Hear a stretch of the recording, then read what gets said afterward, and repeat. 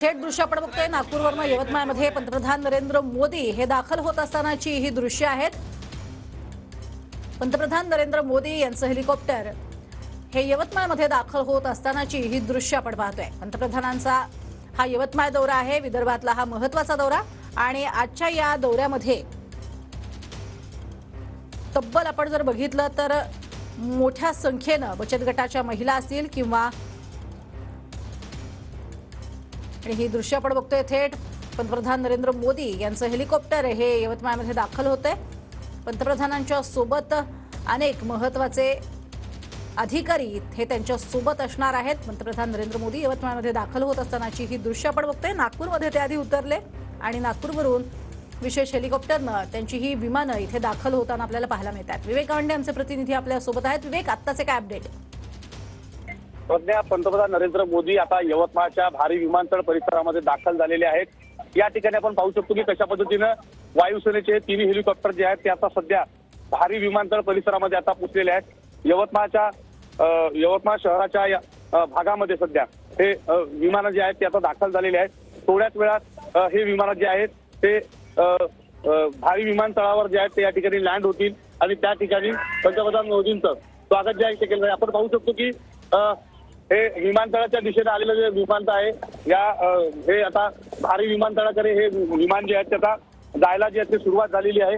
पंतप्रधान नरेंद्र मोदींचा आता मोदी जे आहे ते आता यवतमाळमध्ये दाखल झालेले आहेत। मोठा महिला बचत गटाचा मेळावा जो आहे तो या संपूर्ण ठिकाणी आयोजित करण्यात आलेला आहे। देशातील राज्यातील सर्वात मोठा मेळावा जो आहे तो आयोजित करण्यात आलेला आहे। आज या संपूर्ण मेळाव्याला काय नेमकं मोदी संबोधतात याकडे सर्वांचं लक्ष लागलेलं आहे। तर सध्या पाहिलं तर या ठिकाणी पंतप्रधान नरेंद्र मोदींचं हेलिकॉप्टर जे आहे ते आता विमानतळ परिसरामध्ये या ठिकाणी दाखल झाले आहेत। या ठिकाणी मुख्यमंत्री, उपमुख्यमंत्री त्यासोबतच राज्यपाल यांच्या वतीनं जे आहे ते पंतप्रधान नरेंद्र मोदी यांचं स्वागत केलं जाणार आहे आणि त्यानंतर पंतप्रधान नरेंद्र मोदींचा ताफा जो आहे तो या ठिकाणी भारी सभास्थळी जे आहे ते या ठिकाणी दाखल होईल।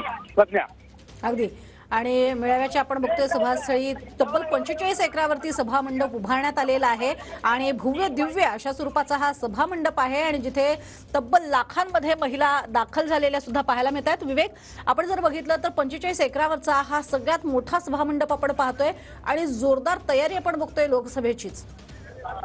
निश्चित आगामी लोकसभा निवडणुकीच्या दृष्टीनं पंतप्रधान नरेंद्र मोदी यांचा दौरा जो आहे हा महत्त्वाचा मानला जातो। 2014च्या लोकसभा निवडणुकीपूर्वी पंतप्रधान नरेंद्र मोदी यवतमाळमध्ये आले होते। दाबडी येथे चाय की चर्चा या कार्यक्रमामध्ये त्यांनी शेतकऱ्यांशी संवाद साधला होता। त्यानंतर जर पाहिलं तर 2019च्या लोकसभा निवडणुकीमध्ये पंतप्रधान नरेंद्र मोदी हे पांढरकवडा या ठिकाणी आले होते आणि त्या ठिकाणी त्यांनी महिला बचत गटाचा अशाच पद्धतीने मेळावा घेतला होता। त्यानंतर आता जर पाहिलं तर लोकसभा निवडणुकीच्या आधी पंतप्रधान नरेंद्र मोदी हे जे आहेत ते आता यवतमाळ या ठिकाणी येत आहेत। काही दिवसांवर आता या लोकसभा निवडणुका या ठिकाणी आणि त्याआधी जर पाहिलं तर ही मोदींची सभा जी आहे ही महत्वाची मानली जात आहे। संपूर्ण लोकसभा निवडणुकीच्या प्रचाराचा हा शुभारंभ सुद्धा या ठिकाणी मानला जातोय। संपूर्ण राज्यात आणि देशातील निवडणुकींची तयारी जी आहे ती या सभांनंतर या ठिकाणी सुरू होणार आहे। गेल्या निवडणुकांमध्ये 3 वेळा पंतप्रधान नरेंद्र मोदी यवतमाळ जिल्ह्यातच या ठिकाणी आले होते। त्यामुळे यवतमाळ जिल्ह्यात आल्यानंतर आगामी निवडणुकांसाठी सकारात्मक पायगुण जो आहे तो पुढच्या काळामध्ये असल्याचं सांगितलं जात आहे। त्यामुळे पंतप्रधान नरेंद्र मोदी यांनी निवडणुकीच्या आधी हा दौरा केलेला आहे। आज जर पाहिलं तर वर्धा, यवतमाळ, नांदेड या यवतमाळकरांची स्वप्नपूर्ती असलेल्या रेल्वेचं उद्घाटन हे पंतप्रधान नरेंद्र मोदी यांच्या हस्ते होणार आहे। सोबतच विविध विकास कामांचं भूमिपूजन सुद्धा या ठिकाणी करण्यात येणार आहे। पीएम किसान योजनेचा टप्पा वाटप सुद्धा शेतकऱ्यांचं या ठिकाणी केलं जाणार आहे। अशा विविध योजनांचं उद्घाटन जे आहे ते मोदींच्या हस्ते या ठिकाणी करतात। प्रज्ञा, अगदी आणि सगळ्यात महत्त्वाचं म्हणजे या कार्यक्रमाच्या तयारीसाठी तब्बल 30 समित्या तयार करण्यात आल्या होत्या आणि 7 हेलिपॅड्स जे आहेत ते सुद्धा यवतमाळमध्ये या सभास्थळापासून जवळच बनवण्यात आलेले आहेत अशी ही माहिती आहे।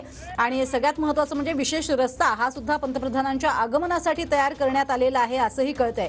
मात्र आपण जर बघितलं तर महिला बचत गट जो अगदी शहरापासून खेडोपाडी सगळीकडे पसरलेला आहे आणि याच महिला बचत गटाच्या सगळ्या महिला इथे एकत्रित येत आहेत। एक मोठा संदेश त्यांच्या माध्यमातून पंतप्रधान आज नक्कीच देतील। विवेक,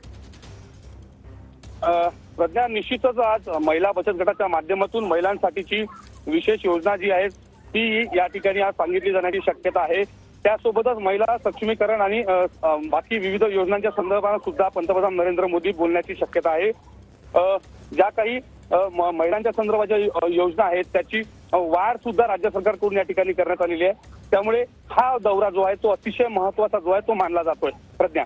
अगदी त्याचबरोबर आपण जर बघितलं तर या कार्यक्रमासाठी सगळे प्रमुख नेते हे उपस्थित असणार आहेत असंही कळतंय, कारण पंतप्रधानांचा दौरा आहे आणि लोकसभा निवडणुका अगदी तोंडावरती आहेत आणि त्यामुळे स्वतः नितीन गडकरी तर त्यांनी स्वागत केलेलंच होतं नागपूर विमानतळावरती, पण त्याबरोबरीनं मुख्यमंत्री आणि दोन्ही उपमुख्यमंत्रीही उपस्थित असणार आहेत. तसंच सगळे मंत्रीगण जे आहेत ते सुद्धा उपस्थित असतील असं कळतंय.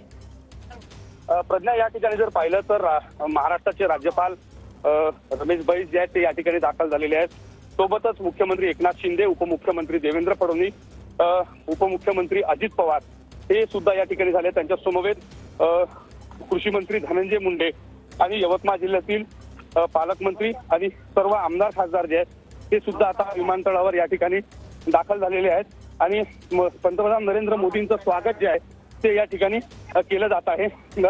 या संपूर्ण संदर्भाने जर पाहिलं तर अतिशय मोठे नेते जे आहेत राज्यातील ते पंतप्रधान नरेंद्र मोदींच्या स्वागतासाठी जे आहेत ते आता यवतमाळच्या भारी विमानतळ या ठिकाणी दाखल झालेले आहेत. प्रज्ञा. अगदी विवेक, आणि दोन दृश्य आपण बघतो, एकीकडे पंतप्रधानांचे हे हेलिकॉप्टर्स दाखल झालेली आहेत तर दुसरीकडे या सगळ्या बचत गटाच्या महिला आहेत त्यांना प्रतीक्षा आहेत पंतप्रधान नरेंद्र मोदी हे कधी दाखल होतात याची, कारण अगदी आपण बघतोय की सकाळपासून तयारी सुरू